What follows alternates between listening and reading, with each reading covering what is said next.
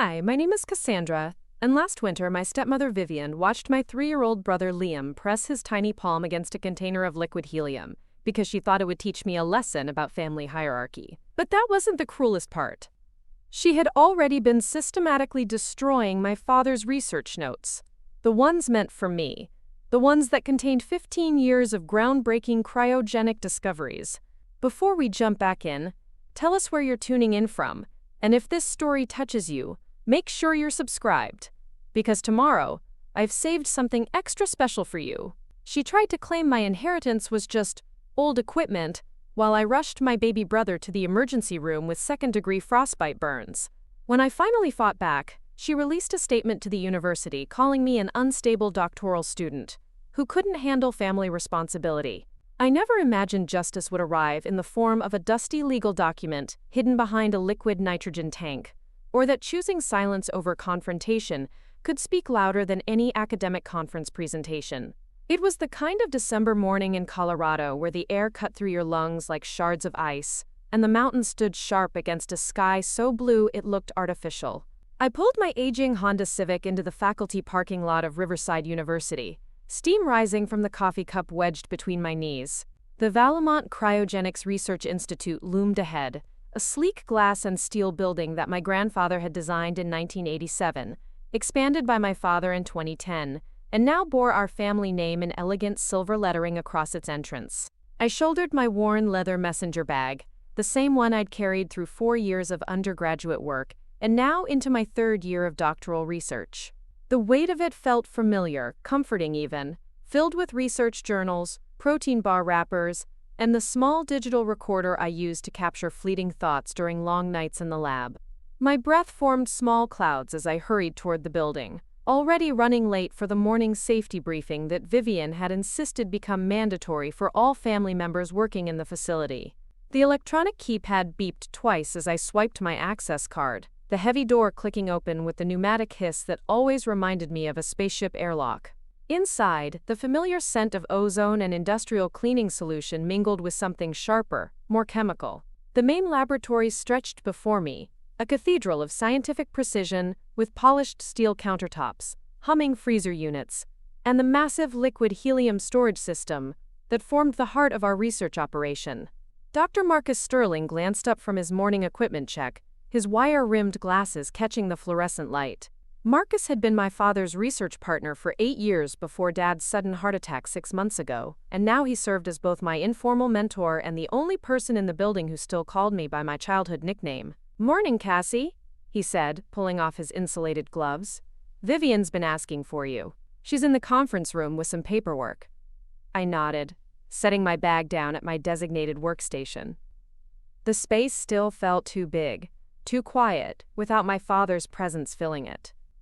Dr. Harrison Valemont had been the kind of researcher who hummed while he worked, who explained complex molecular behavior using analogies about dance partners and musical harmony. His absence left the laboratory feeling sterile in a way that had nothing to do with cleanliness protocols. The conference room door stood slightly ajar, and through the gap I could see Vivian seated at the head of the polished oak table, her platinum blonde hair pulled back in the kind of severe chignon that suggested business meant to be concluded quickly. She wore a charcoal gray suit that probably cost more than my monthly stipend, her manicured fingers drumming against a stack of official-looking documents. Vivian had married my father 3 years ago, bringing with her a daughter named Natalie and a background in university administration that she leveraged into an unofficial supervisory role over the institute's daily operations. She was the kind of woman who spoke in clipped, efficient sentences and treated emotional displays as evidence of professional incompetence. At 42, she possessed the kind of calculated attractiveness that came from expensive skincare routines and personal trainers, though her smile never quite reached her pale blue eyes.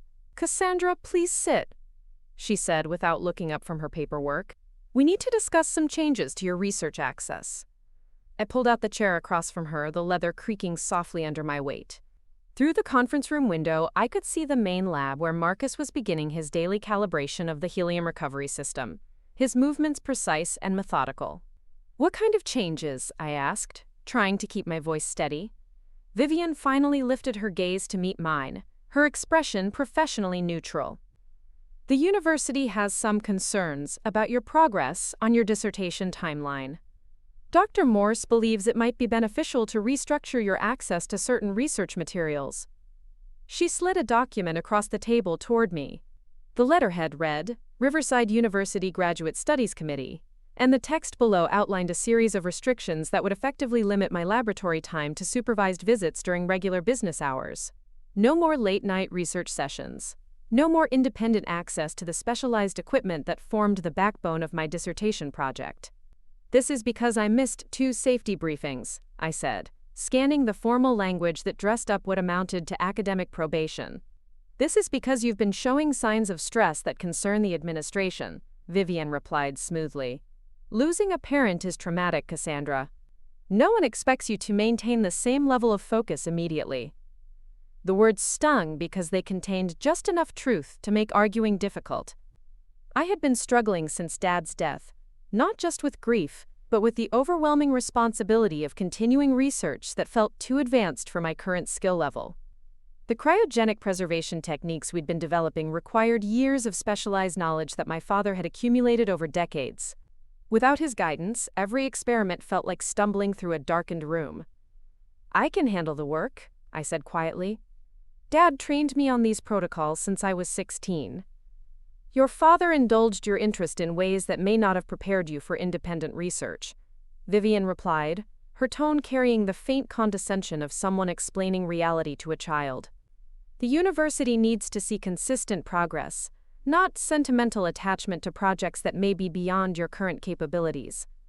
She leaned forward slightly, her voice softening in a way that somehow felt more threatening than her professional detachment. I'm trying to help you, Cassandra. Taking on too much responsibility too quickly isn't honoring your father's memory. It's risking his life's work. I folded the document carefully, creasing it along precise lines while trying to process what felt like a systematic dismantling of my academic future. The research I'd been conducting focused on extending the viability of cryogenically preserved biological samples, work that built directly on my father's pioneering techniques. Without access to the specialized equipment, without the freedom to experiment during optimal conditions, the project would die a slow, administrative death. How long would these restrictions last? I asked. Until you demonstrate improved stability and time management skills, Vivian replied. Perhaps through the end of the academic year. The end of the academic year would put me behind by at least 2 semesters, potentially jeopardizing my entire doctoral program. I suspected Vivian understood this perfectly well. I need to think about this, I said, standing up from the table. Of course, she agreed. But Cassandra, remember that your father built this institute to advance scientific knowledge, not to serve as a memorial to personal grief. Sometimes the most loving thing we can do is recognize our limitations. I left the conference room feeling like I'd been professionally executed with surgical precision. Marcus looked up as I passed his workstation, his expression questioning, but I just shook my head and continued toward my desk. The familiar routine of reviewing overnight data logs felt mechanical, my hands moving through the motions while my mind raced through the implications of what Vivian had presented. That's when I heard the voice that changed everything. High-pitched, delighted, completely out of place in a research laboratory filled with equipment that could cause serious injury in the wrong hands. Cassie! Cassie, look what I found. I turned to see Liam toddle through the main lab entrance, his small legs carrying him, with the determined speed that only 3-year-olds could manage. He wore tiny snow boots and a puffy winter coat that made him look like a miniature astronaut, his dark hair curling around his ears in the same pattern that had marked every Valemont male for 3 generations. His face glowed with the uncomplicated joy of discovering something new, and he clutched a small toy truck in his mittened hand. Behind him, moving at a more measured pace, came Vivian. She wasn't hurrying to catch up with him. She wasn't calling out warnings about laboratory safety protocols. She was simply walking, her heels clicking against the polished floor, watching as my baby brother approached the most dangerous section of the entire facility. The liquid helium storage area occupied the far corner of the main lab, marked with bright yellow warning signs and protected by safety barriers that required adult-level coordination to navigate. The primary storage container stood nearly 4 feet tall, its surface covered in a thick layer of frost that made it look like something from an Arctic expedition. Smaller transport dewars sat nearby, their contents maintained at temperatures that could cause severe frostbite within seconds of direct contact. Liam had discovered the step stool that Marcus used for equipment maintenance, and he was climbing toward one of the auxiliary containers with the fearless determination of a toddler who hadn't yet learned that the world contained things designed to hurt him. "Liam, no!" I called out, starting toward him. But Vivian's voice cut across the lab space, calm and authoritative. "Let him explore, Cassandra. He needs to learn about his father's work." I froze, caught between my instinct to protect my brother and the subtle but unmistakable command in her tone. This was her child too. Legally speaking, she had every right to make decisions about his safety. And yet something in her manner, the deliberate way she positioned herself to observe rather than intervene, sent ice through my veins that had nothing to do with the laboratory's climate control. Liam reached the top of the step stool and leaned forward. Preparing and narrating this story took us a lot of time, so if you are enjoying it, subscribe to our channel. It means a lot to us. Now back to the story.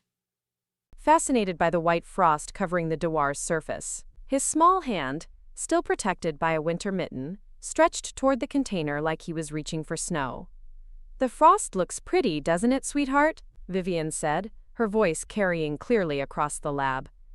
"Go ahead and touch it. It's just like the snow outside." That's when I understood what was happening. This wasn't neglect or inattention. This was deliberate, calculated, a lesson designed not for Liam but for me.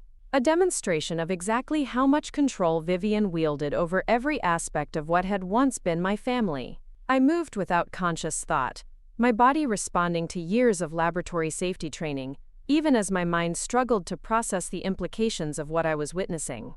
3 quick strides brought me to the storage area, where I wrapped my arms around Liam's small body and lifted him away from the container, just as his mitten made contact with the frost-covered surface. The fabric of his mitten immediately began to stiffen and crack where it had touched the dewar. If his skin had made direct contact, if the mitten hadn't provided even that minimal barrier, the liquid helium's temperature of -269 degrees Celsius would have caused immediate tissue damage.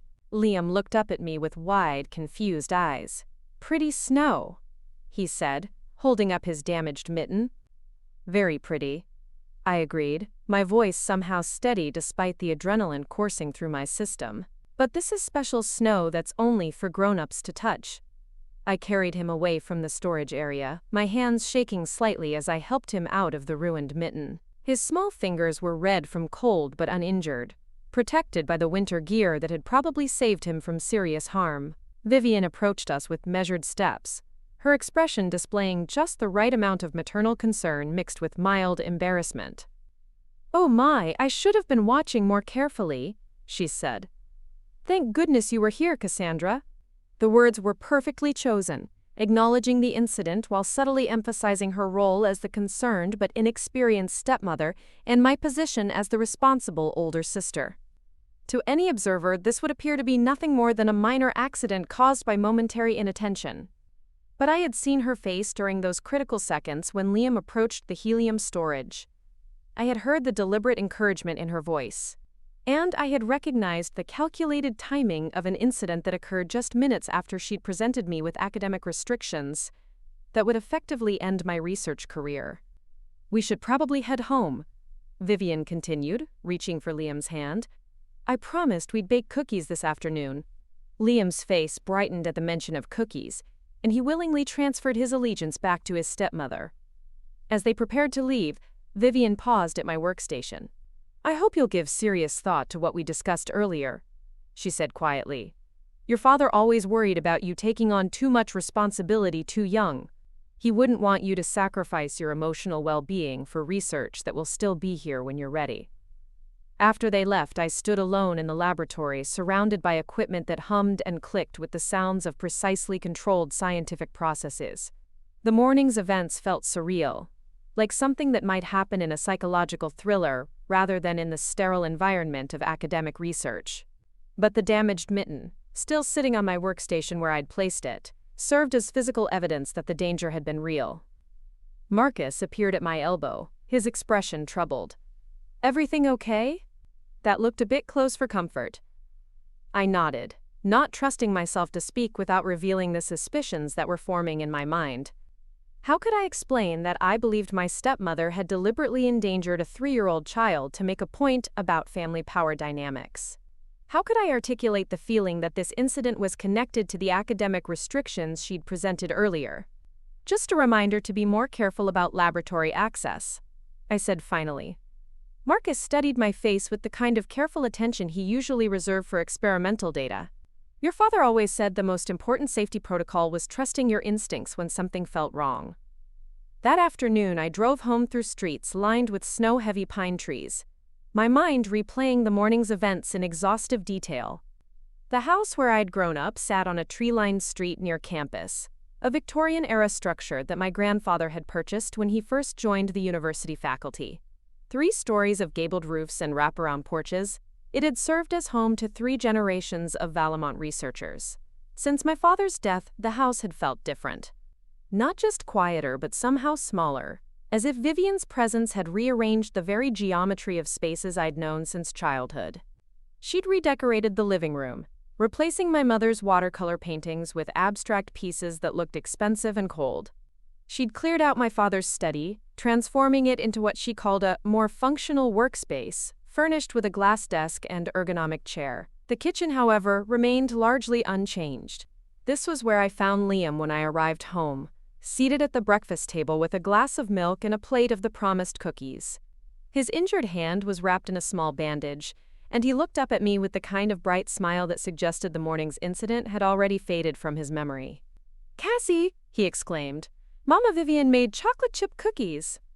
Vivian stood at the kitchen sink, her back to us as she washed mixing bowls with mechanical precision.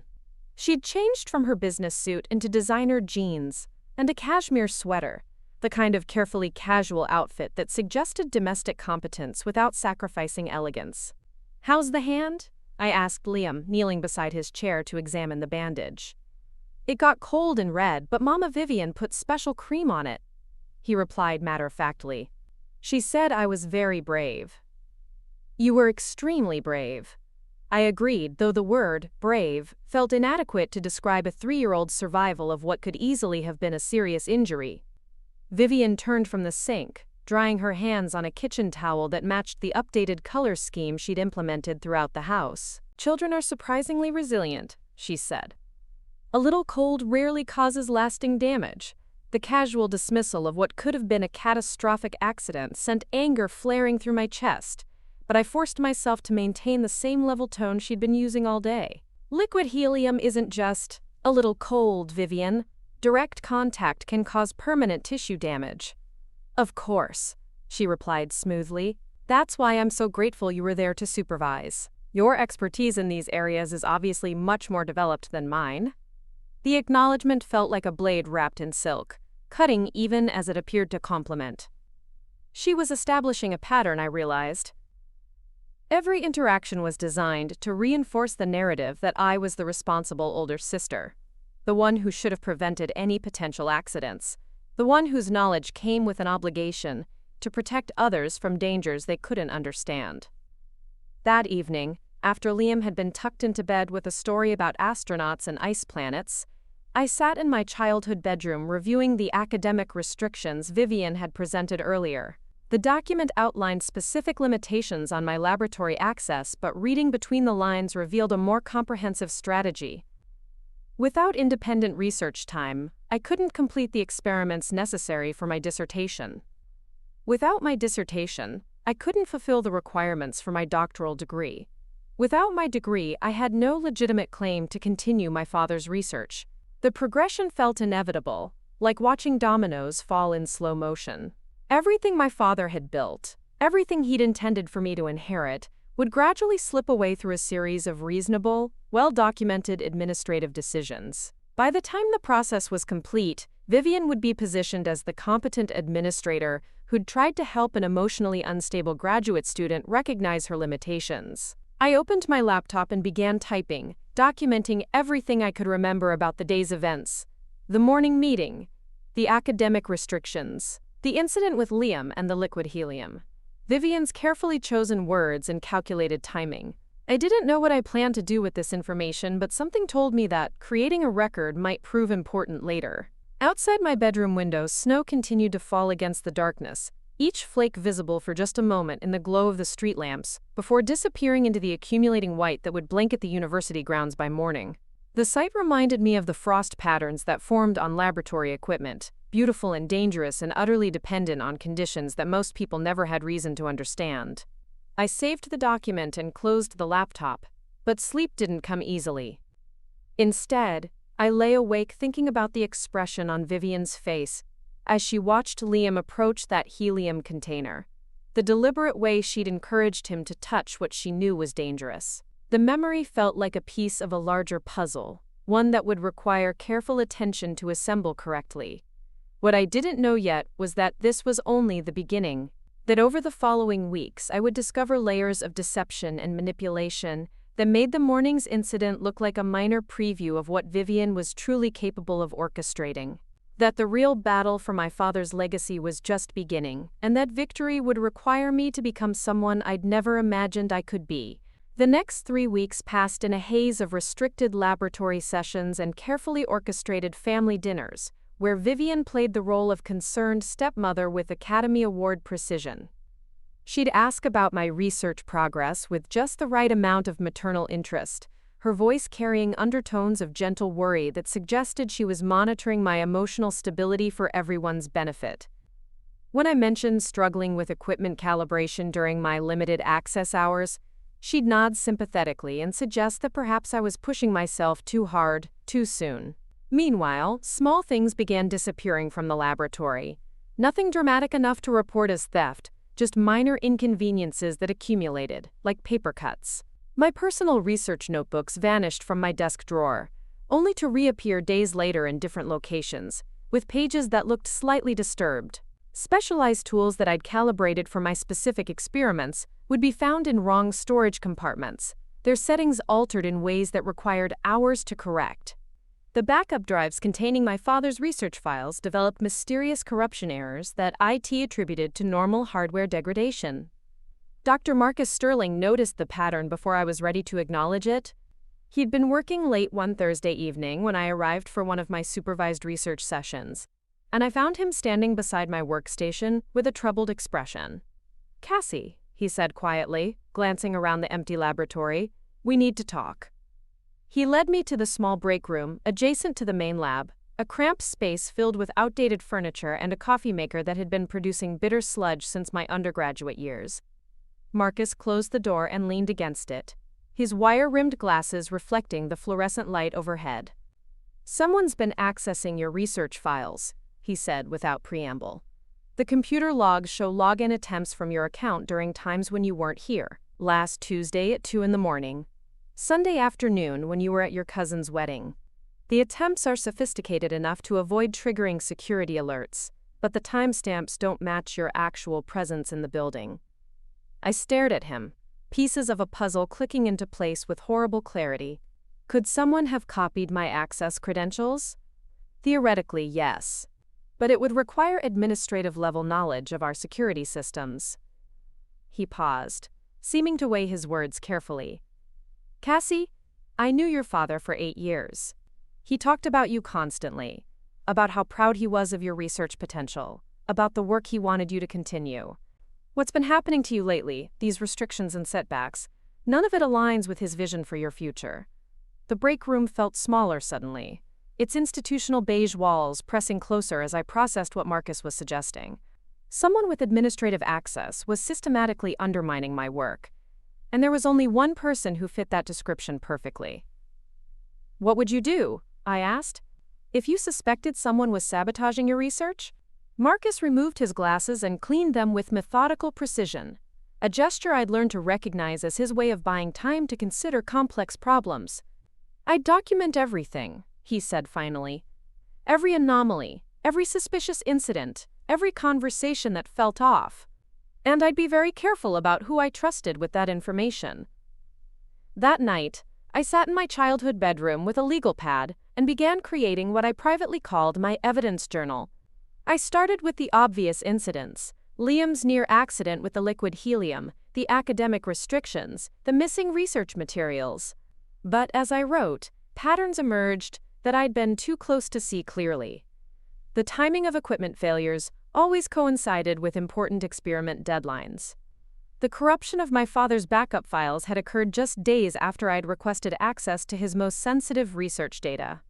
The administrative concerns about my emotional stability had surfaced exactly when I'd been making significant progress on a breakthrough technique that could revolutionize cryogenic preservation protocols. I wrote until my hand cramped and the digital clock beside my bed showed 3 a.m. When I finally closed the notebook and tried to sleep, my mind continued racing through implications and connections that felt both undeniable and too monstrous to believe fully. The revelation came on a gray February morning when I arrived early for a scheduled equipment maintenance session. The laboratory was empty, except for James Reeves, the night shift technician who was finishing his routine safety checks before heading home. James had worked at the institute longer than anyone except my father, and he possessed the kind of institutional memory that made him invaluable for understanding the facility's quirks and patterns. "Morning, Cassie," he called out from the liquid nitrogen storage area. "You're here early today." "Wanted to get some calibration work done before the day got busy," I replied, settling at my workstation and powering up the computer terminal. James approached my desk carrying a maintenance log, his expression thoughtful. "Actually, I'm glad you're here. I've been meaning to ask you something. Last week, I found some of your father's old research journals in the disposal bin. The ones with his handwritten notes about the crystallization protocols. Seemed odd to throw those away, especially since they contain some of his most innovative work." My hands froze above the keyboard. "Which journals?" Quote, "The blue leather ones he always carried around. Had to be at least 5 volumes, all filled with calculations and diagrams." James set the maintenance log on my desk. I pulled them out and put them back in the secure storage cabinet, but I thought you should know someone had marked them for disposal. The blue journals contained 15 years of my father's original research, including preliminary work on techniques that were still considered experimental. They represented the foundation for everything we'd built at the Institute, and more importantly, they contained specific methodologies that existed nowhere else in our documentation. Losing them would be like erasing the intellectual DNA of our entire program. "Who has access to the secure storage?" I asked, though I already suspected the answer. "Just family members and senior administrative staff," James replied. "Your stepmother added herself to the access list about 2 months ago.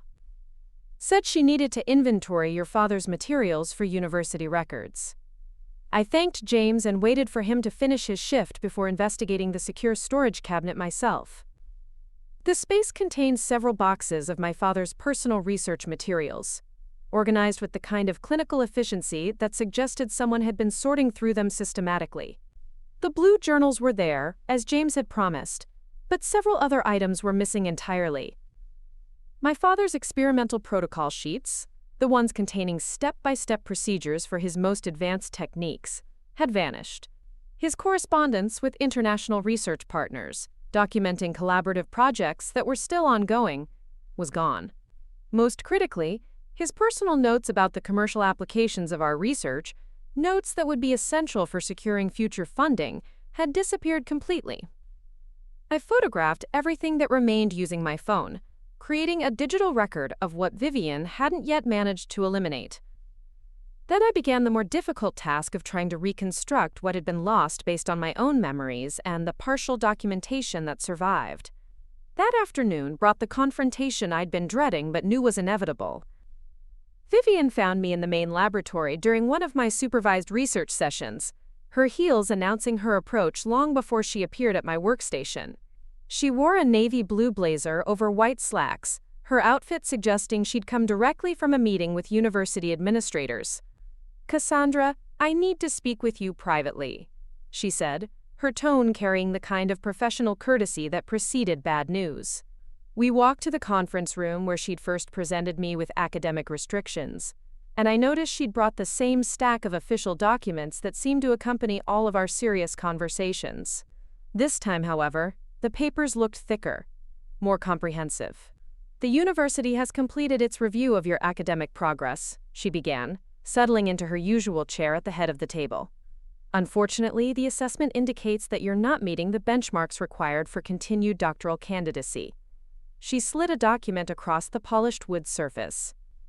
The letterhead read, Riverside University Graduate Studies Committee, but the content was far more severe than the previous restrictions. This was a formal notice of academic probation, outlining a series of requirements that would need to be met within the next 60 days, or face dismissal from the program entirely. This seems excessive based on my actual research output, I said, scanning the document for specific allegations. Your research output has been inconsistent, Vivian replied smoothly. Equipment failures, missed deadlines, inability to replicate established protocols. The committee is concerned that you may be attempting work that exceeds your current skill level. The accusations stung because they contained kernels of truth twisted into weapons. Yes, I'd experienced equipment failures, but they'd been caused by mysterious setting changes that occurred during times when I wasn't permitted in the laboratory. Yes, I'd missed deadlines, but only after essential research materials had disappeared or become corrupted. Yes, I'd struggled to replicate certain protocols, but that was because the original documentation had been systematically removed from our files. I'd like to appeal this decision, I said. Of course, that's your right, Vivian agreed, though I should mention that appeals require substantial documentation of extenuating circumstances, evidence that factors beyond your control contributed to these academic difficulties. She leaned forward slightly, her pale blue eyes fixed on my face with uncomfortable intensity. I hope you understand that I'm trying to help you navigate this situation with as much dignity as possible. Your father wouldn't want you to sacrifice your future for research that may simply be beyond your current capabilities. The conversation felt like verbal chess, each statement designed to maneuver me into a position where resistance would seem unreasonable. But sitting in that conference room, surrounded by the institutional authority that Vivian wielded so effectively, I made a decision that would change everything. Instead of arguing or pleading or trying to explain the patterns I'd discovered, I simply nodded. I understand, I said quietly. I'll need some time to consider my options. Vivian's expression softened into something that almost resembled genuine concern. Take all the time you need, sweetheart. Sometimes accepting our limitations is the most mature thing we can do. I left the conference room carrying the probation notice and a growing sense of clarity about what needed to happen next. The evidence I'd been gathering wasn't just about documenting Vivian's sabotage. It was about building a case that would expose the systematic theft of my father's intellectual property. That evening, I drove to Professor Elena Vasquez's office in the university's administrative building. Elena had been my father's colleague for over a decade, and she'd served on my doctoral committee from the beginning of my program. More importantly, she'd been present at several family gatherings over the years and had witnessed the dynamics between my father, Vivian, and me firsthand. I found her grading papers in her cluttered office, surrounded by stacks of research journals and the accumulated debris of a long academic career. Elena looked up as I knocked on her open door, her expression immediately shifting to concern when she saw my face. Cassie, honey, come in. You look like you haven't slept in weeks. I settled into the chair across from her desk and pulled out the evidence journal I'd been maintaining, along with the academic probation notice I'd received that afternoon. Professor Vasquez, I need to ask you something, and I need you to tell me honestly whether you think I'm losing my grip on reality. Over the next hour, I walked her through everything I'd documented. The mysterious equipment failures, the missing research materials, the altered computer logs, the incident with Liam, and the liquid helium. I showed her the photographs of my father's depleted storage cabinet and the timeline I'd constructed connecting each setback to periods when Vivian had administrative access to the laboratory. Elena listened without interrupting, occasionally making notes on a legal pad but mostly maintaining the kind of focused attention she usually reserved for dissertation defenses. When I finished, she leaned back in her chair and studied me with the expression of someone solving a particularly complex equation. This is either an elaborate conspiracy theory, she said finally, or one of the most systematic cases of academic sabotage I've encountered in 30 years of university politics. Which do you think it is? She tapped her pen against the legal pad, considering. Your father came to see me about 3 weeks before he died. He was concerned about some changes he'd noticed in his research files, discrepancies that suggested someone had been accessing his work without authorization. He asked me to serve as an unofficial witness if anything happened to compromise his research legacy. I felt something cold settle in my stomach. He suspected something? He was worried about the security of his intellectual property, particularly the commercial applications of his cryogenic work. He'd been approached by several private companies interested in licensing his techniques, and he was concerned that unauthorized parties might try to claim ownership of his innovations. Elena opened her desk drawer and withdrew a sealed envelope with my name written across the front in my father's distinctive handwriting. He asked me to give this to you if circumstances ever arose where his research integrity was questioned. My hands trembled slightly as I opened the envelope and unfolded the letter inside. The paper was covered with my father's careful script, and reading his words felt like receiving guidance from beyond the grave. "My dear Cassie," the letter began, "if you're reading this, then something has happened to compromise the research we've built together. I've become increasingly concerned about the security of our work, particularly regarding individuals who may not understand the ethical implications of our discoveries. I need you to know that everything we've developed belongs to you, not just legally but morally. You've been my true collaborator in this work since you were old enough to understand the principles involved." The letter went on to describe specific hiding places where he'd stored backup copies of his most important research, locations that only I would know to check. He'd also established a separate safety deposit box containing documentation that would prove my involvement in developing the techniques that were about to make the Institute internationally famous. "There's more," Elena said as I finished reading. "Your father updated his will just days before his death. The original version left everything to you with Vivian as a trustee until you completed your doctorate. But the revised will, the one that was filed with the probate court, makes Vivian the primary beneficiary with you as a secondary inheritor contingent on completing specific academic requirements." The implications hit me like a physical blow.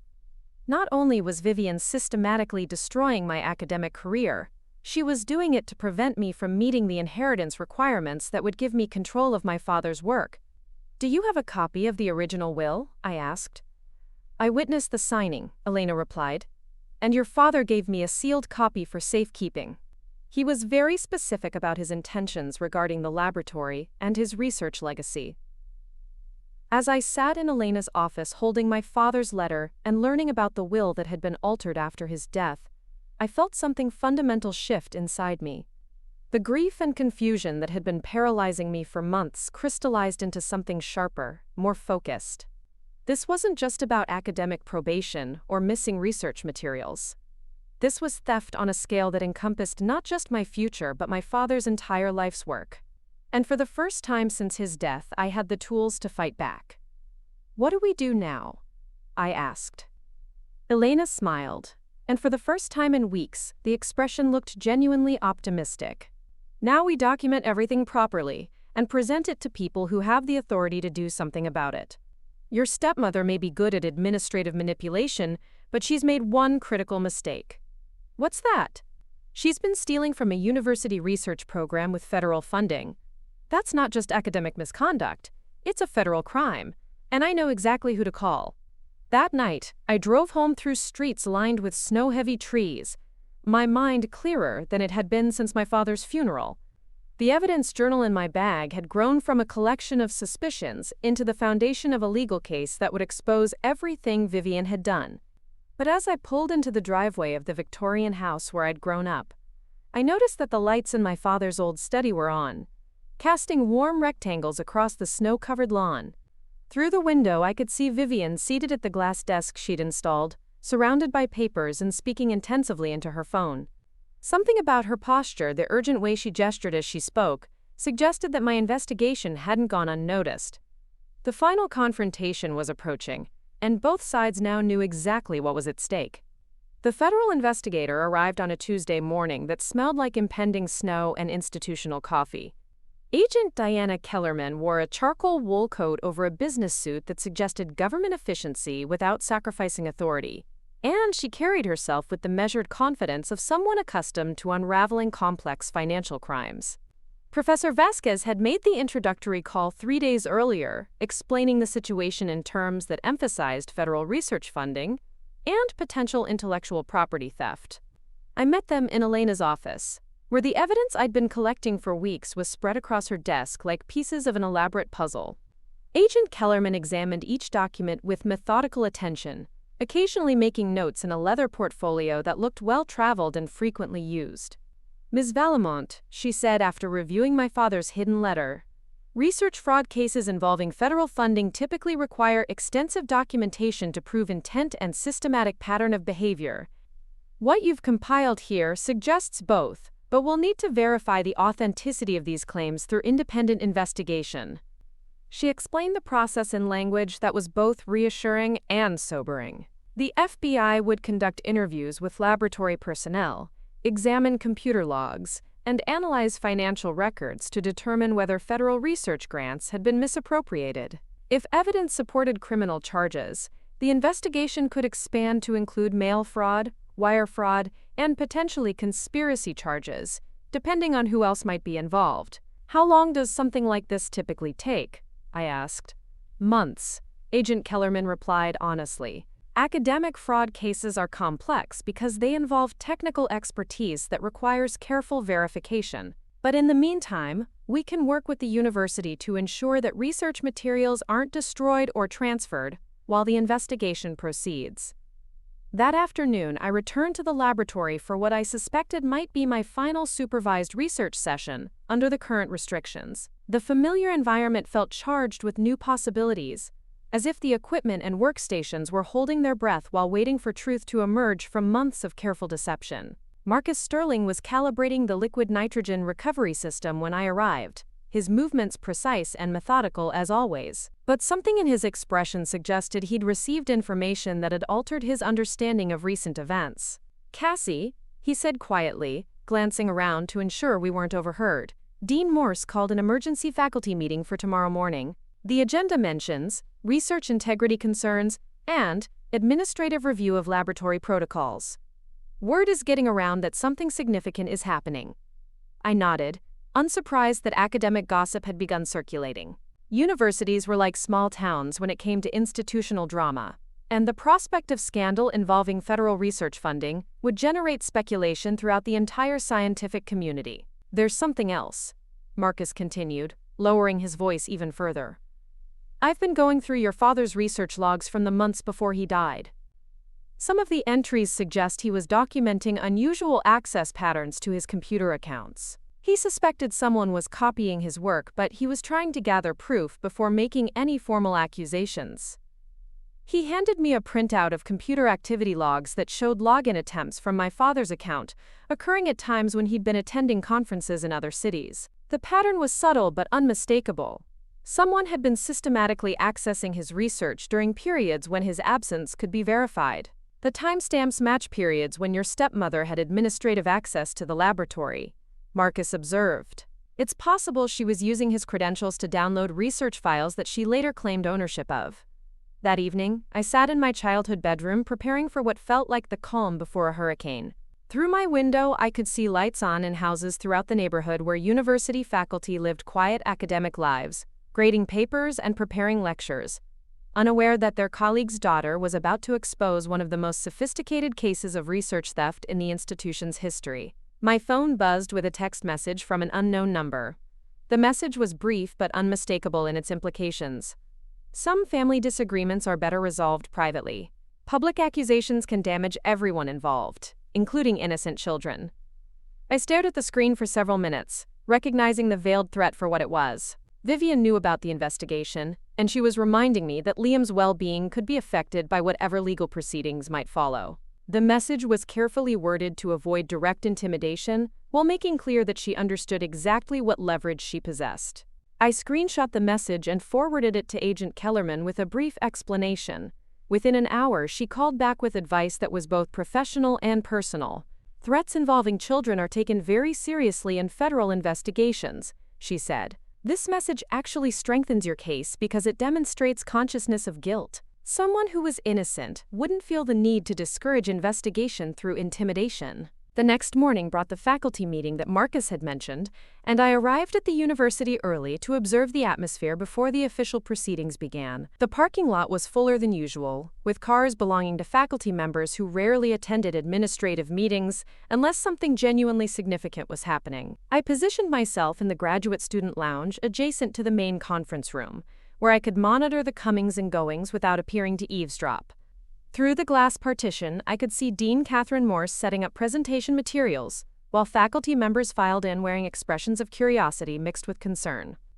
Vivian arrived precisely on time, dressed in a navy suit that projected confidence and authority.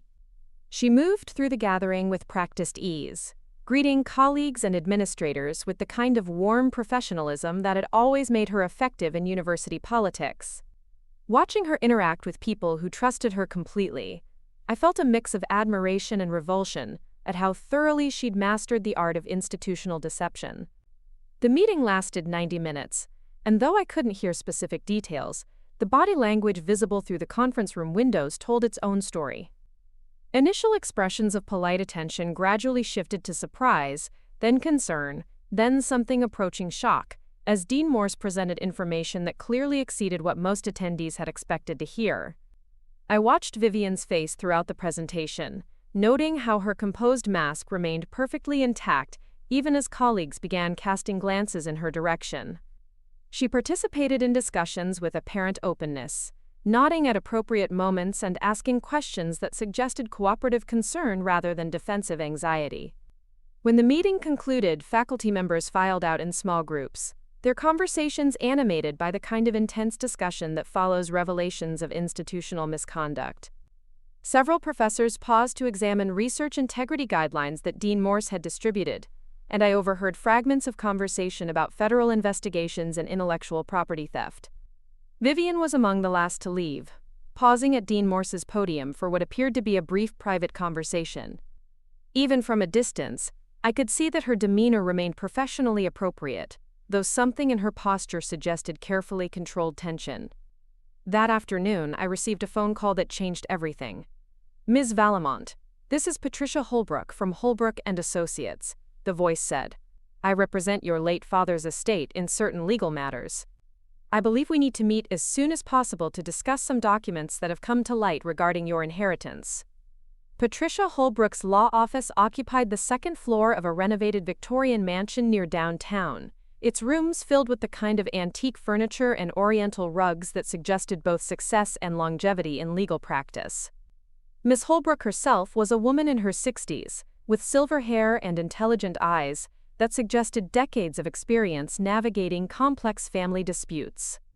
"Your father retained our services about 6 weeks before his death," she began without preamble. "He was concerned about protecting his intellectual property and ensuring that his research legacy would be preserved according to his wishes."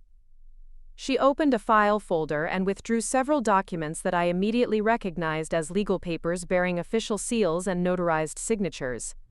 The top document was clearly marked as a last will and testament, dated just 3 days before my father's fatal heart attack. "This is the will your father actually signed," Ms. Holbrook continued. "It differs substantially from the version that was submitted for probate proceedings. In this document, you are designated as the primary beneficiary of all research materials, laboratory equipment, and intellectual property rights developed during your father's tenure at Riverside University." I studied the document carefully, comparing it with my memories of the probate version that had made Vivian the primary inheritor.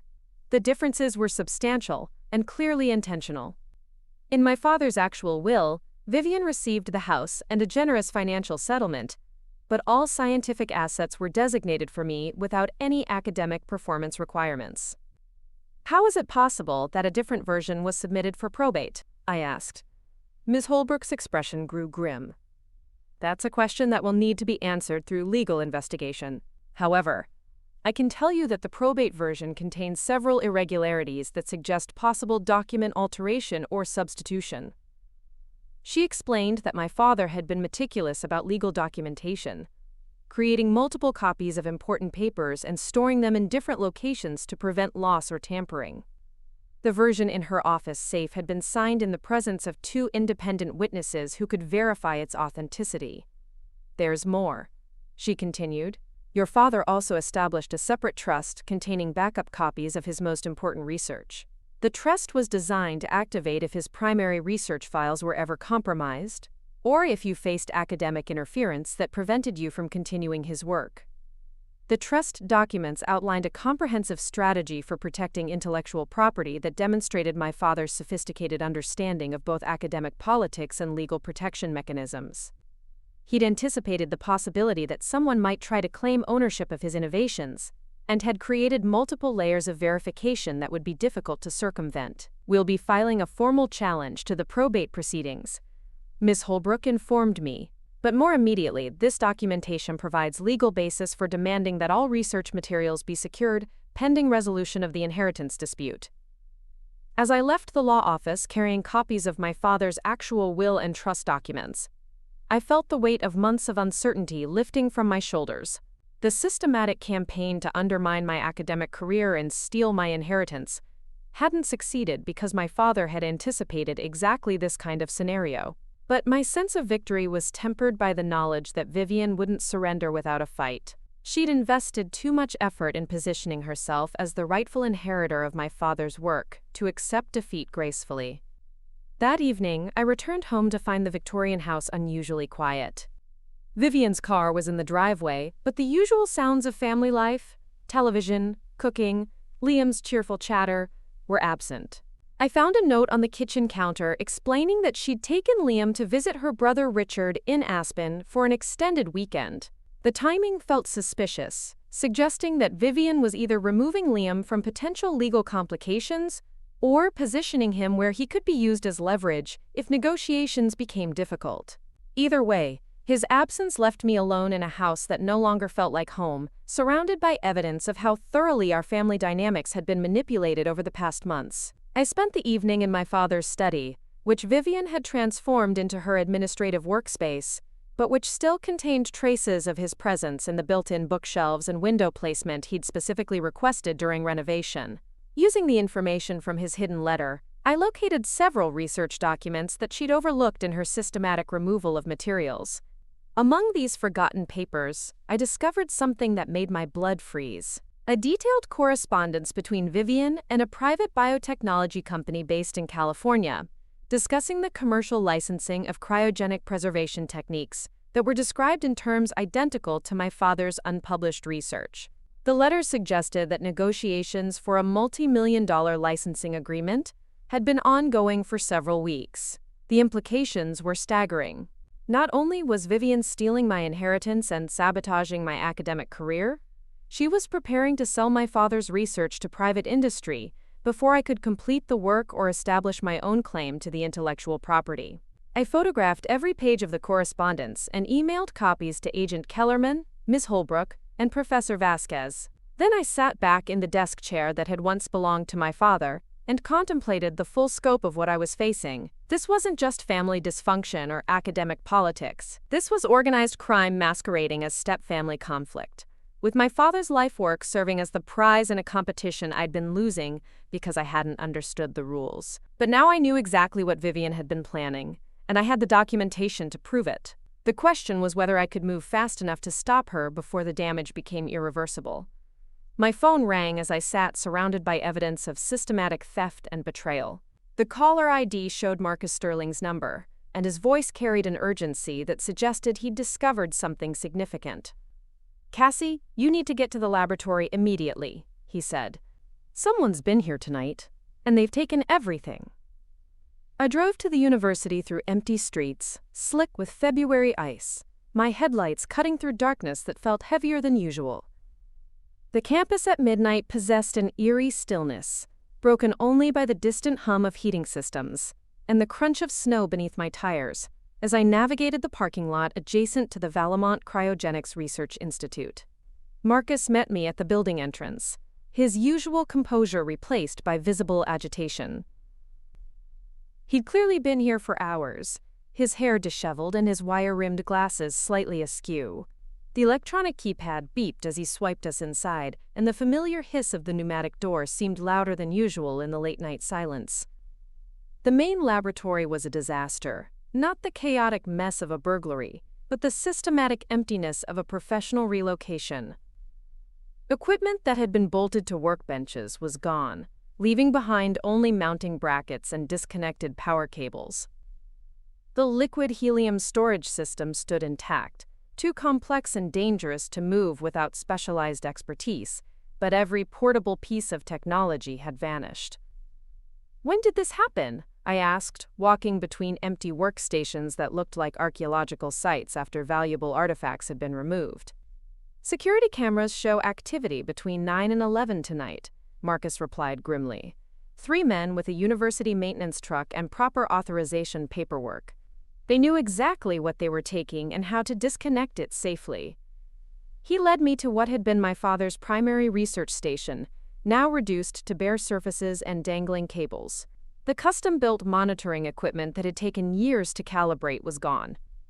The specialized computer terminals containing months of experimental data had been professionally removed without damaging surrounding infrastructure.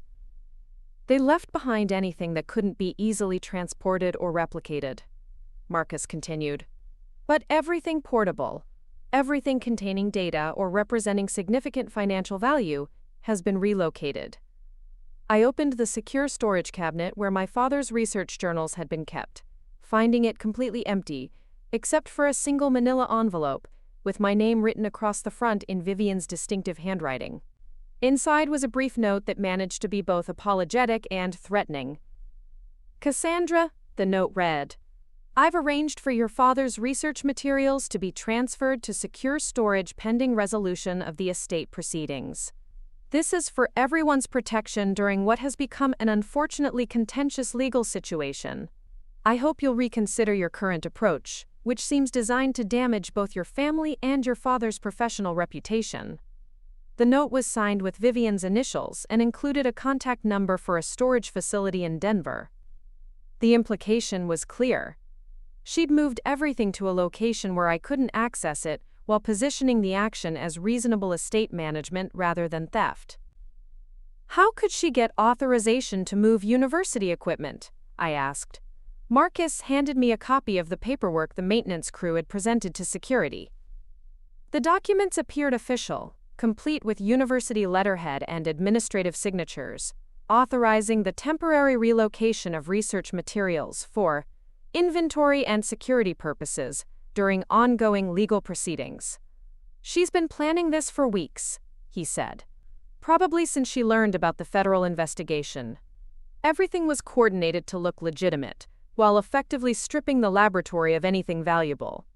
I walked through the empty facility, documenting the extent of the removal with my phone camera. The scope was breathtaking in its thoroughness. Not only had they taken equipment and data, but they'd removed research materials that would be nearly impossible to reconstruct.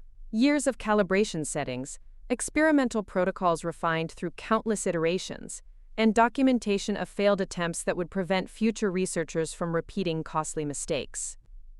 "There's something else," Marcus said as we completed the documentation. "I managed to access the computer logs before the terminals were removed. Someone downloaded everything from the shared research drives about 6 hours ago. Every file, every database, every backup system. The timing suggested coordination between the data theft and the physical removal of equipment." While I'd been discovering evidence of Vivian's commercial negotiations in my father's study, she'd been orchestrating the systematic dismantling of our research capability. My phone buzzed with a call from Agent Kellerman. Even at midnight, her voice carried the professional alertness of someone accustomed to working irregular hours. "Ms. Valemont, I've reviewed the correspondence you sent regarding the commercial licensing negotiations. This information significantly strengthens our case for federal prosecution. However, I need to inform you that we've just learned about unauthorized movement of research equipment from your laboratory." She explained that federal agents had been planning to secure the facility the following morning as part of their investigation into research fraud. The timing of the equipment removal suggested that someone with inside knowledge had accelerated their plans to avoid federal seizure. "What does this mean for the investigation?" I asked. It means we're dealing with sophisticated actors who understand federal procedure and are taking steps to conceal evidence," Agent Kellerman replied. "But it also means they're feeling pressured enough to take risks that may expose them to additional criminal charges." She arranged to meet me at the laboratory the next morning with a forensics team that would document the removal and attempt to trace where the equipment had been taken. The FBI would also be expanding their investigation to include potential interstate transportation of stolen property. After Agent Kellerman ended the call, I stood in the empty laboratory with Marcus, both of us processing the magnitude of what had occurred. 3 generations of Valemont family research had been reduced to bare walls and disconnected power cables in the space of a few hours. "Your father saw this coming," Marcus said quietly. "Not specifically, but he knew someone might try to claim ownership of his work. That's why he created all those backup systems and secure storage locations." The next morning brought a parade of investigators, university administrators, and legal representatives who transformed our empty laboratory into something resembling a crime scene. Agent Kellerman arrived with 2 forensic specialists who photographed every empty mounting bracket and cataloged every missing piece of equipment with methodical precision. Dean Morse appeared visibly shaken as she surveyed the systematic removal of materials that represented millions of dollars in federal research funding. The university's legal counsel, a nervous man in an ill-fitting suit, took extensive notes while asking questions about insurance coverage and potential liability for stolen federal property. "This goes far beyond academic misconduct," Dean Morse said to Agent Kellerman. "This is organized theft of university assets funded by federal grants. The implications for our institutional reputation are catastrophic." Professor Vasquez arrived mid-morning with additional documentation that painted an even darker picture of Vivian's activities. She'd been conducting unauthorized reviews of faculty research files, supposedly as part of administrative oversight, but with particular focus on projects with commercial applications. She requested access to 12 different research programs over the past 4 months, Elena explained, always with legitimate-sounding justifications about administrative compliance or funding documentation. But the pattern suggests she was conducting industrial espionage under the guise of university management. The forensics team's preliminary findings supported theories about sophisticated planning and professional execution. The equipment had been removed with specialized tools and techniques that suggested either inside knowledge of security systems or consultation with experts familiar with laboratory relocations. "Whoever did this understood exactly what they were taking and why it was valuable," the lead investigator explained. "This wasn't opportunistic theft. This was targeted extraction of specific assets with clear commercial value." By afternoon, the investigation had expanded to include university security personnel, maintenance staff, and administrative employees who might have facilitated the unauthorized removal. The scope was becoming complex enough to require coordination between federal agents, university officials, and local law enforcement. I spent most of the day providing detailed inventories of missing equipment and explaining the research significance of various items that had been taken. The process was exhausting but also clarifying, as it forced me to articulate exactly what had been lost and why it would be difficult to replace. The specialized monitoring equipment alone represents about 3 years of custom development work, I explained to Agent Kellerman.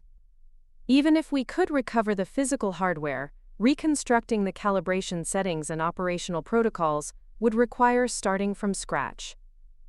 That evening, I received an unexpected phone call from Patricia Holbrook with news that shifted the entire legal landscape. "Cassandra, I've just received a very interesting communication from Vivian's attorney," she said. "They're proposing a settlement that would resolve all inheritance disputes and academic grievances without further legal proceedings. The proposed settlement was comprehensive and, on first reading, surprisingly generous. Vivian would retain ownership of the family house and a substantial financial inheritance, but all research materials and intellectual property rights would be transferred to me immediately. The university would reinstate my academic standing without penalty, and all parties would agree to confidentiality regarding the circumstances that had led to the dispute." "What's the catch?" I asked. "The settlement requires your agreement within 48 hours, and it includes language preventing you from pursuing any criminal charges related to recent events. Essentially, they want to resolve everything through civil agreement, while avoiding federal prosecution. Ms. Holbrook explained that such offers typically indicated the opposing party's recognition that their legal position was becoming untenable. The speed and generosity of the proposed terms suggested desperation rather than confident negotiation. They're trying to end this before the federal investigation discovers evidence that could result in serious criminal charges, she continued. The question is whether you're willing to accept civil resolution or whether you want to pursue full criminal prosecution. I asked for time to consider the offer while discussing it with Agent Kellerman and my other advisors. The settlement would give me everything I actually wanted: control of my father's research legacy and the ability to continue his work without interference. But it would also allow Vivian to escape criminal consequences for actions that had endangered my baby brother and systematically destroyed months of scientific progress. That night, I sat in my childhood bedroom weighing options that would determine not just my own future, but the precedent set for how universities handled research theft and academic fraud. The settlement offer lay on my desk beside documentation of everything Vivian had done to steal my inheritance and sabotage my career. Through my window, I could see the lights of faculty houses throughout the neighborhood where professors were conducting legitimate research and training the next generation of scientists. The contrast between their honest work and the sophisticated deception I'd been navigating felt like a choice between two different versions of academic life. My phone buzzed with a text message from an unknown number, but the content made clear who had sent it. "Your brother misses you. He keeps asking when Cassie is coming to visit." Some decisions affect more than just the people making them. The message included a photograph of Liam building a snowman in what appeared to be the yard of an expensive mountain house. He looked happy and healthy, but the implication was unmistakable. Any decision I made about criminal prosecution would have consequences for a 3-year-old who had no understanding of adult legal proceedings. I stared at the photograph for a long time, recognizing it as both genuine emotion and calculated manipulation. Vivian understood exactly which pressure points would be most effective in convincing me to accept her settlement offer rather than pursuing criminal charges that might separate Liam from his stepmother. The weight of the decision felt enormous. But as I sat surrounded by evidence of systematic deception and theft, I realized that the choice had been made for me months ago. The moment Vivian had watched my baby brother reach toward that liquid helium container, the moment she'd smiled while encouraging him to touch something that could have caused permanent injury, she'd crossed a line that settlement agreements couldn't erase. I picked up my phone and dialed Agent Kellerman's number, ready to tell her that I wouldn't be accepting any offers that allowed dangerous behavior toward children to be resolved through confidentiality agreements and financial compensation. Some forms of justice were too important to negotiate away, regardless of the personal cost involved. The federal raid began at dawn on a Thursday morning, when frost still clung to the windows of faculty houses throughout the university neighborhood. I watched from my childhood bedroom as 3 black SUVs pulled into Vivian's driveway, their occupants moving with the coordinated precision of people who'd executed similar operations countless times before. Agent Kellerman had called me 30 minutes earlier to inform me that the investigation had accelerated based on evidence discovered through the equipment tracing. The stolen laboratory materials had been located at a private storage facility in Denver, but more importantly, federal agents had intercepted communications between Vivian and the California biotechnology company that revealed active negotiations for intellectual property that didn't belong to her. Wire fraud, mail fraud, theft of federal property, and conspiracy. Agent Kellerman had explained. The charges are serious enough that cooperation agreements won't prevent prosecution. She's crossed too many lines involving federal resources. From my window, I could see agents approaching the front door while others positioned themselves around the property's perimeter. The execution was methodical and professional, designed to secure evidence while minimizing disruption to neighbors who had no involvement in the criminal activity being investigated. I dressed quickly and drove to Professor Vasquez's office, where we'd agreed to monitor developments while staying clear of the active investigation. Elena had prepared coffee and arranged chairs where we could observe the university parking lots, watching for any unusual activity that might indicate the scope of the federal operation. "Your father would be proud of how you've handled this," she said as we settled near her office window. It would have been easy to accept that settlement and walk away from the complications. Choosing justice over convenience takes courage. Through the window, we could see additional federal vehicles arriving at various campus locations. The investigation had clearly expanded beyond Vivian's house to include university offices, storage facilities, and potentially the homes of other individuals who might have been involved in the research theft conspiracy. My phone rang with a call from Patricia Holbrook, who'd been monitoring legal developments from her downtown office. Her voice carried excitement, mixed with professional satisfaction. "The federal search warrants are comprehensive," she reported. "They're seizing computers, financial records, correspondence, and any materials related to cryogenic research or commercial licensing agreements. This isn't just about recovering your father's stolen work. They're building a case for organized intellectual property theft." She explained that federal prosecutors were taking the case seriously because it represented a sophisticated scheme to defraud government research funding while potentially compromising national security interests.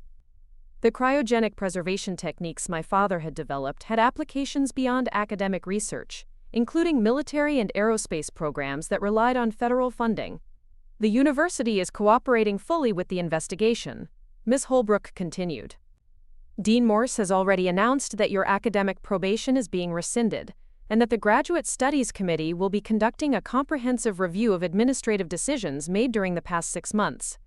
By mid-morning, news of the federal raid had spread throughout the academic community, with the speed that only institutional scandal could generate. I received calls from fellow graduate students, former colleagues of my father's, and even researchers at other universities who'd heard about the investigation through professional networks. The attention felt overwhelming, but it also carried vindication that had been absent during months of systematic gaslighting and academic undermining. People who'd witnessed my struggles without fully understanding their cause were now seeing evidence that my difficulties hadn't been caused by emotional instability or academic incompetence. Marcus Sterling found me in Elena's office around noon, carrying news that transformed the entire situation from personal vindication to institutional reform. "The federal investigation has uncovered evidence of similar schemes at 3 other universities," he said, settling into a chair with the exhausted relief of someone who'd been carrying heavy secrets for too long. "Vivian wasn't working alone, and your father's research wasn't the only target." He explained that Agent Kellerman's team had discovered communications revealing a broader conspiracy involving university administrators, private companies, and foreign entities interested in acquiring cutting-edge American research without proper licensing or attribution. "Your case broke open something much larger," Marcus continued. "The FBI is calling it one of the most sophisticated academic espionage operations they've encountered. Vivian was apparently recruited specifically because of her administrative skills and her ability to gain access to high-value research through marriage relationships." The revelation reframed everything I'd experienced over the past months: the systematic sabotage of my academic career, the deliberate endangerment of Liam, the calculated manipulation of family dynamics. All of it had been part of a professional operation designed to steal intellectual property on an industrial scale. That afternoon brought a development I hadn't anticipated. Agent Kellerman called to inform me that Vivian had been arrested at the Denver storage facility while attempting to transfer research equipment to a private truck registered to the California Biotechnology Company. "She was supervising the loading of materials when our agents arrived," Agent Kellerman explained. "We have her on video directing the movement of specific pieces of equipment while consulting a list that matched exactly with the inventory of items stolen from your laboratory." The arrest had occurred in the presence of representatives from the biotechnology company, including executives who were now facing their own federal charges related to conspiracy to transport stolen property across state lines. "Where does this leave Liam?" I asked, suddenly concerned about my baby brother's welfare while his stepmother faced federal prosecution. Agent Kellerman's voice softened slightly. "Child Protective Services is working with family court to ensure his immediate safety. Since you're his biological sister and there are no concerns about your ability to provide care, temporary custody arrangements can be established relatively quickly." The prospect of suddenly becoming responsible for a 3-year-old felt daunting, but it also provided clarity about priorities that had been clouded by months of academic and legal complications. Liam's well-being was more important than research careers or intellectual property disputes. That evening, I drove to the Denver facility where Liam was staying with a social worker while custody arrangements were being finalized. The building was a temporary placement center designed to provide safe housing for children during family emergencies, and the staff moved with the practiced efficiency of people accustomed to managing crisis situations. I found Liam in a small playroom filled with donated toys and books, his dark hair still curling around his ears in the distinctive Valemont pattern, but his usual bright energy subdued by confusion about why his routine had been disrupted so dramatically. "Cassie!" he called out when he saw me, abandoning the puzzle he'd been working on and running across the room with arms outstretched. I knelt to catch him in a hug that felt like reclaiming something essential that had been lost during months of family dysfunction. He smelled like baby shampoo and the generic laundry detergent used by institutional facilities, but his small body against mine carried the weight of innocence that had nearly been sacrificed to adult greed and ambition. "Where's Mama Vivian?" he asked, looking up at me with eyes that held too much worry for a 3-year-old. "She's dealing with some grown-up problems," I said carefully, "but I'm here, and we're going to figure everything out together." The social worker, a kind woman named Sarah Chen, who specialized in emergency placements, explained the legal process for establishing temporary custody while permanent arrangements were being determined. The paperwork was extensive but straightforward, designed to ensure Liam's stability while protecting his long-term interests. "Children are remarkably resilient," Ms. Chen assured me as we completed the necessary forms. "With consistent care and honest communication appropriate to his age level, most children adapt well to changes in family structure." That night, I brought Liam home to the Victorian house where we'd both grown up, though under vastly different circumstances. The familiar environment seemed to comfort him, and he immediately gravitated toward toys and books that had been stored in closets since my own childhood. I prepared dinner while he played in the kitchen, his cheerful chatter-filling spaces that had been strained by tension and deception for months. The simple domesticity felt healing after the complexity of federal investigations and legal proceedings that had dominated my attention. "Will you read me a story?" he asked as we settled into the living room after dinner, clutching a worn picture book about rockets and space exploration. As I read to him about astronauts traveling to distant planets, I realized that the future I'd been fighting to protect had expanded beyond my own academic career to include responsibilities I'd never anticipated. But the weight felt manageable, even welcome, after months of struggling alone against systematic deception. The next morning brought news that completed the transformation from victim to victor that had been unfolding since I'd first decided to document Vivian's suspicious behavior. Agent Kellerman called with updates on the investigation that exceeded even the federal prosecutor's most optimistic expectations. The evidence seized during the raids had revealed the full scope of the intellectual property theft conspiracy, leading to arrests at 7 universities and charges against 12 individuals, including corporate executives and foreign nationals. "Your stepmother has agreed to cooperate with the investigation in exchange for reduced sentencing," Agent Kellerman reported. "She's providing information about the recruitment process, operational methods, and other targets that were being developed. The cooperation agreement would result in prison time for Vivian, but substantially less than the maximum sentences she could have faced for the charges involved.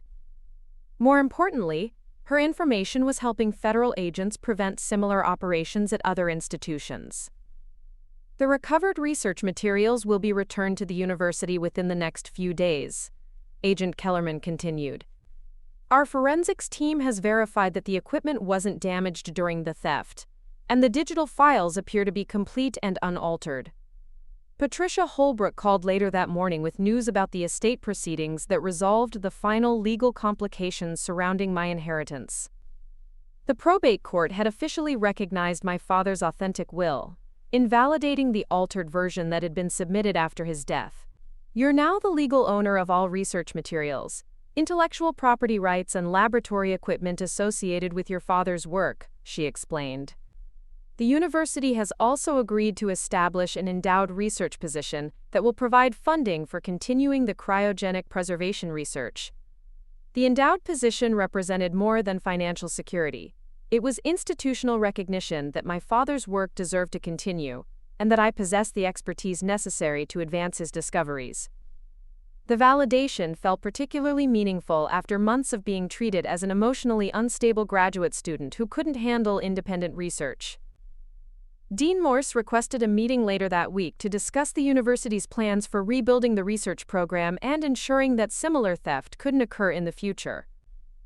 The conversation would also address my academic standing and the timeline for completing my doctoral degree under the new circumstances.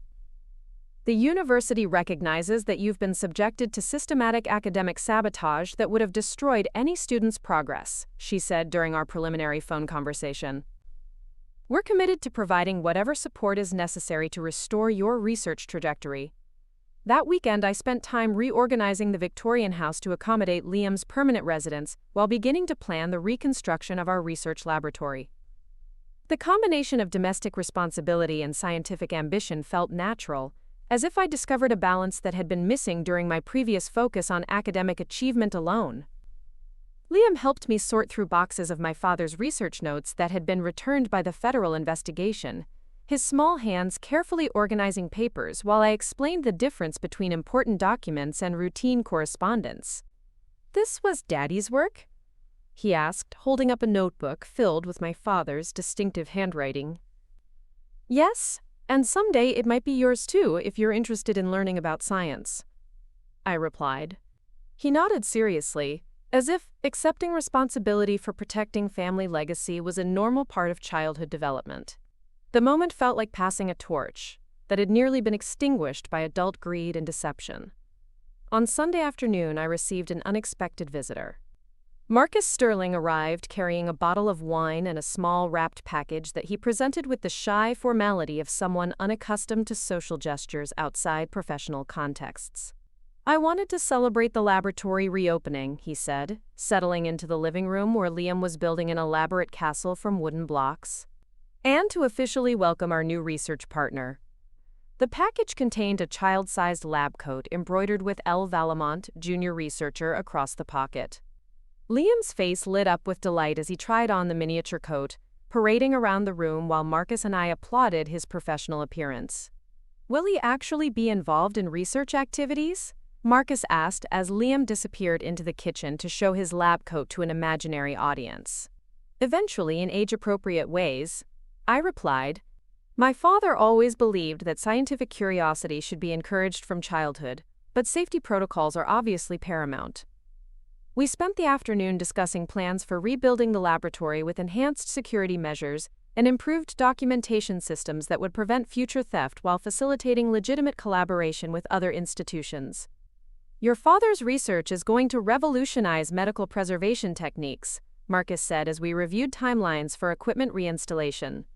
"But more than that, the way you've handled this situation is going to change how universities protect intellectual property and support graduate students facing administrative pressure." The broader implications of my experience were becoming clear as other universities implemented new policies designed to prevent academic espionage and protect vulnerable researchers from systematic sabotage. My case had become a catalyst for institutional reform that extended far beyond personal vindication. That evening, after Marcus had left and Liam was sleeping peacefully in his new bedroom, I sat in my father's study writing the first chapter of what would eventually become my doctoral dissertation. The research I'd been prevented from conducting for months could now proceed without interference, supported by recovered materials and enhanced resources. But more importantly, I was writing as someone who'd learned that protecting intellectual property required more than laboratory security. It required the courage to challenge authority figures and the persistence to document truth even when others preferred convenient fiction. The window beside the desk looked out over snow-covered university grounds, where faculty members were conducting honest research in laboratories protected by policies that had been strengthened because of what I'd experienced. The view felt like looking toward a future where academic integrity was protected by more than trust and good intentions. My phone buzzed with a text message from Professor Vasquez containing a single line that captured everything the past months had taught me about justice and responsibility. "Your father always said that the most important discoveries happen when we refuse to accept that something wrong is simply the way things are." I smiled and returned to writing, surrounded by the quiet sounds of a house where a child slept safely, and research materials waited to be transformed into discoveries that could help preserve life for generations to come. The victory felt complete not because I'd defeated an enemy, but because I'd protected something valuable from being destroyed by people who saw knowledge as commodity rather than legacy. Outside the window, snow continued falling across campus grounds, where tomorrow would bring new opportunities to advance scientific understanding without the shadow of deception that had clouded so many previous months. The future stretched ahead, filled with possibilities that felt earned rather than inherited, meaningful rather than merely prestigious.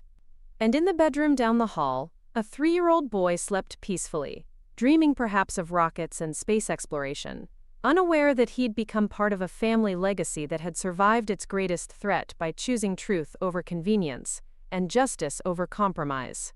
The story that had begun with dangerous manipulation and systematic theft had ended with restored integrity and expanded purpose. Sometimes the most important victories are the ones that protect not just your own future, but the principles that make any future worth inheriting. Up next, you've got 2 more standout stories right on your screen. If this one hit the mark, you won't want to pass these up. Just click and check them out.